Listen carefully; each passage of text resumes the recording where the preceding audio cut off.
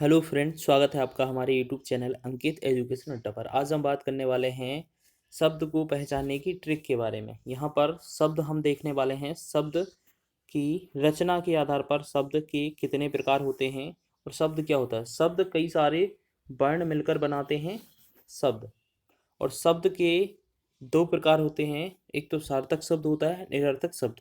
अब सार्थक शब्द में विभिन्न प्रकार के शब्द पाए जाते हैं, जिनमें हम पहला बात करने वाले हैं इस वीडियो में रचना के आधार पर शब्द। रचना के आधार पर शब्द तीन प्रकार के होते हैं। कितने प्रकार के होते हैं? तीन प्रकार के होते हैं, आप लिख लीजिएगा, ठीक है। अब आपके होते कौन कौन से हैं? रूढ़ शब्द होते हैं, यौगिक शब्द होते हैं, योग रूढ़ शब्द होते हैं, ठीक। याद रखेंगे। रूढ़ शब्द क्या होते हैं?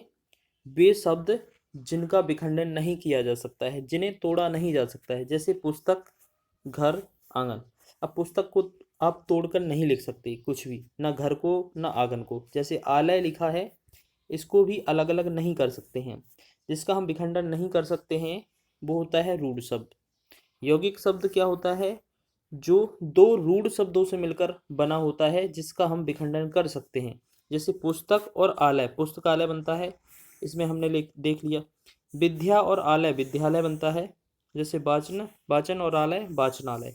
तो यहाँ पर हम पुस्तक को और आलय को अलग अलग कर सकते हैं, अलग अलग कर सकते हैं। जब दो रूढ़ शब्द आपस में मिलकर एक शब्द बनाते हैं तो वो कहलाते हैं यौगिक शब्द, ठीक है। और तीसरा याद रखेंगे हम, योग रूढ़। जो सारे के सारे पर्यायवाची होते हैं, समास होते हैं, ठीक है। याद रखेंगे, पर्यायवाची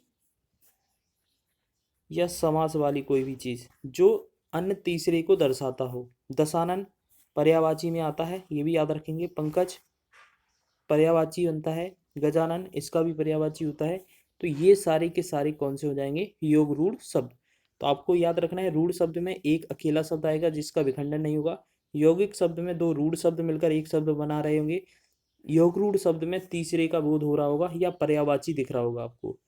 याद रखेंगे। अब बात कर लेते हैं इनकी प्रैक्टिस की।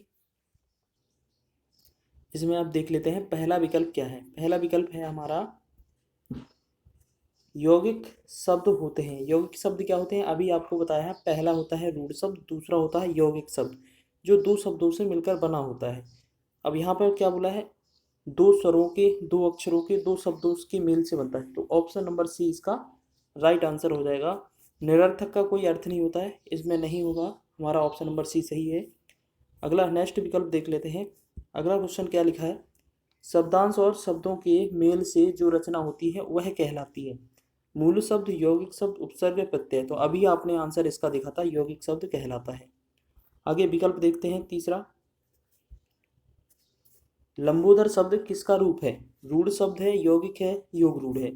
अगर आपका जैसे कान लिख देते हैं, कोई शब्द कान, कान का विखंडन नहीं कर सकते, ये तो होता है रूढ़ शब्द।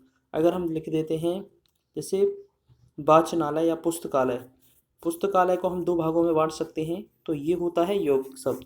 जब कोई पर्यायवाची शब्द लिख देते हैं जैसे लंबोदर, तो वो कौन सा होता है? हमेशा हमारा होता है रूढ़, योग रूढ़ शब्द। तो ऑप्शन नंबर थर्ड इसका राइट आंसर है, और सी वाला अब योग रूढ़ शब्द। नेक्स्ट क्वेश्चन देख लेते हैं। नेक्स्ट क्वेश्चन में क्या लिखा है?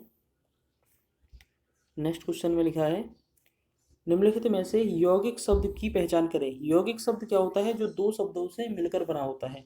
आगमन नहीं है। जलज, ये तो योग रूढ़ है। काम नॉर्मल पहला वाला है, रूढ़ शब्द। और कक्षा, अध्यापक, कक्षा और अध्यापक इसको हम तोड़ सकते हैं, दो भागों से मिलकर बना है, ये कहलाता है यौगिक शब्द। ऑप्शन नंबर डी इसका राइट हो जाएगा। आगे बात करते हैं नेक्स्ट लास्ट क्वेश्चन की। तो इसमें लिखा है, रचना के आधार पर शब्द के रूप को पहचानिए। रचना के आधार पर शब्द के कितने रूप होते हैं? तीन रूप होते हैं। रूढ़ शब्द होता है, ठीक है, उसके बाद यौगिक शब्द होता है, और योग रूढ़ होता है। तो इसमें से हमें कौन सा विकल्प दिखा है? तद्भव होता नहीं है, तत्सम नहीं होता है, अनेकार्थी नहीं होता है।